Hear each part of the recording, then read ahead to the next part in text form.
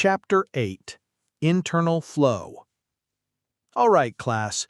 Today, we're going to imagine we are playing with water hoses, slides, and playground pipes to help us understand something called internal flow. Imagine you have a water hose at home, and when you turn it on, water comes out.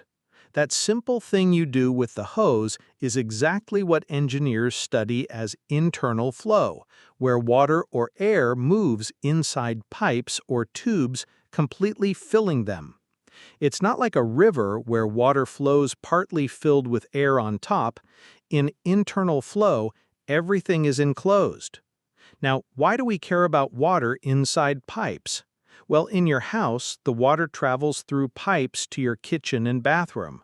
In factories, chemicals flow through pipes. In cars, fuel moves inside tubes. Understanding how fast it flows, how much force it pushes with, and how much energy we need to move it is really important so things don't break or overflow. When water first enters a pipe, it's like kids rushing into a slide. Some are faster in the middle, but along the wall, they slow down because they touch the sides. At first, the water gets confused, but after some distance, it forms a neat pattern, fastest in the middle and slower near the walls. This part is called the entrance region, and after it, the water behaves nicely, called fully developed flow. Sometimes water flows very calmly, like syrup, dripping slowly. That's laminar flow. It's smooth and steady. But when you open the faucet wide, water becomes wild, swirling and dancing everywhere. This is turbulent flow. Engineers use a magic number called Reynolds number to tell which one it is. If the number is below 2300, it's calm. If it's above 4000, it's wild. And in between, it's confused.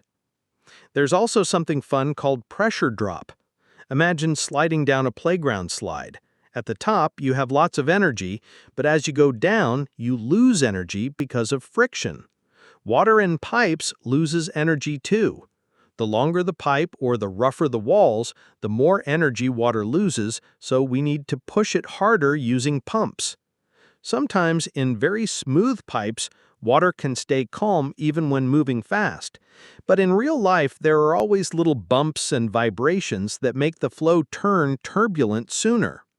If the pipe is very long, we don't need to worry much about the entrance. We only worry about the fully developed part. The pipe's shape also matters. Circular pipes are the strongest, like how straws don't bend easily. When the pipe is uphill, water slows down because gravity is pulling it back. When it's downhill, water speeds up because gravity helps it move faster, just like when you run down a hill.